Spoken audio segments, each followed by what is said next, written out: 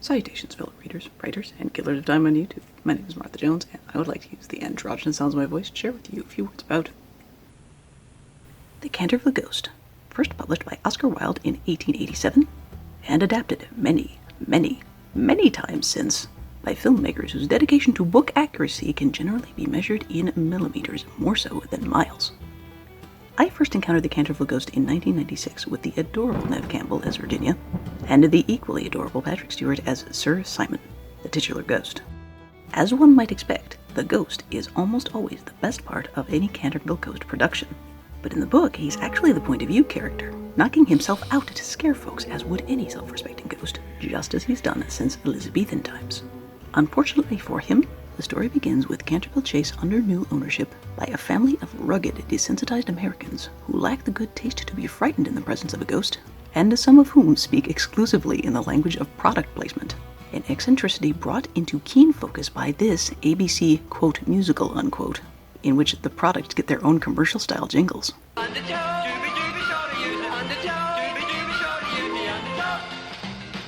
I can lie to you, but I'm not that motivated. I really do kind of love that. The youngest of the American children are a pair of twins, who prank the ghost to the point Sir Simon becomes a bit of a basket case and afraid to come out at night. Despite being the opposite of book faithful in many cases, the non-book versions of the Canterville Ghost tend to have some additions that are consistent between each other. Like, more often than not, Virginia ends up being the point of view character instead of Sir Simon. The unbleachable bloodstain on the ground floor tends to make an appearance, though few film adaptations can agree on how it got there. You see this spot of blood? It was right here that Lady Eleanor fell when her husband, Sir Simon, threw her from what was once the minstrel's gallery. One or more of the siblings get written out, probably for screenwriting convenience, as is the case with this distinctly Goosebumps-esque version of the Canterville Ghost, in which Virginia is both an only child and inexplicably renamed Jennifer. The love story between Virginia and the Duke of Cheshire often gets a far bigger spotlight than the book-bound romance. In more than one version, the confused Americans are changed from foreign social prospectors to blood heirs of the Canterville estate. You think he's in on it with them? Absolutely. It's obvious your English relatives want us out of here so we won't get control of the property. The first time this change may have occurred is in the 1944 version, a World War II propaganda-style film where the Canterville curse is cowardice, not murder, and I hate it beyond reason, except for Charles Laughton's phenomenal performance as the ghost. And a lot of screen time gets devoted to making Sir Simon's backstory more tragic, so the audience doesn't have to think too hard about how sorry they should actually feel for a cold-blooded murderer. A thing Sir Simon definitely was in the book. They look so happy together. They must have had a long, wonderful life. Oh, no, Father. I've been reading the Canterville family history. She died very young. Well, maybe that's why he's so mean and nasty now. Maybe he feels very lonely. It could be, my darling.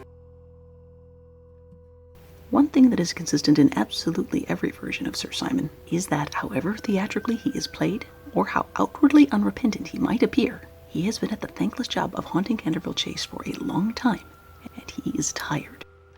I have not slept for over 400 years, and in truth, I'm so very, very tired. A revelation that leads Virginia to experience a heartfelt pity for the ghost, which leads the two of them on a quest for salvation, about which Oscar Wilde was never explicit in the details, though movie makers have taken more than one crack at a variety of visual interpretations, and most of them are terrible. The most baffling of these might be the Garden of Death, a place I seem to remember as being described rather sweetly in the book. I fear I'll never see the beautiful garden where the nightingale sings all night long, and where the grass grows long and deep, my beautiful and final resting place. Transformed here into a barren landscape of gigantic skulls. Because skulls mean death, don't you know? It's a metaphor. Get it? Now, like Dorian Gray, Oscar Wilde uses the Canterville Ghost to get a fair amount of literary giggles regarding the uncouth Americans. We Americans and you English sure have a lot in common. Except, of course, our language. Unlike Dorian Gray, the Canterville Ghost has no overtly gay text or subtext. Were I you, my darling viewers, I would not be my own first choice of third-rate booktuber, straight-splaining a queer read of the Canterville Ghost to me. But were I trying to bluff my way through a paper on the subject, I would likely start with the heart of the story as it concerns Sir Simon, who is, again, a murderer. He's a charming murderer, capable of making people feel sorry for him, but at the end of the day, he is still a murderer. Possibly a serial killer, if you count the folks he scared to death or into circumstances resulting in their death. And then, as now, murder is largely considered bad. Some would even call it a sin. But whatever your background, creed, or religion, murder is one of those things that most people agree is bad. An unspoken question that could easily slow Virginia down, if not halt her errand of mercy on Sir Simon's behalf altogether, is, do murderers deserve forgiveness? Especially this murderer, because for hundreds of years he has been demonstrating some pretty hardcore unrepentance. A butler shot himself when he saw my green fingers tapping on the pantry window, and Lady Stutfield, a great beauty, was obliged always to wear a black velvet band round her throat to hide the marks of my 5 fingers burnt upon her skin.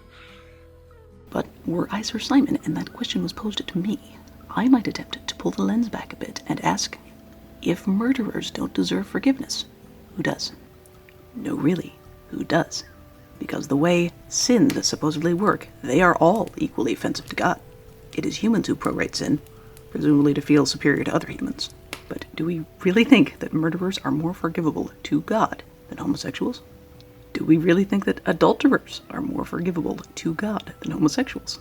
Some people might think so, but supposedly that's not how sin works.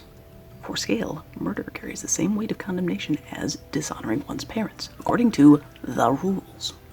And if I were Virginia, reflecting on my part in the ghostly happenings at Canterville Chase, I might eventually ask, should only the people who deserve my forgiveness get my forgiveness?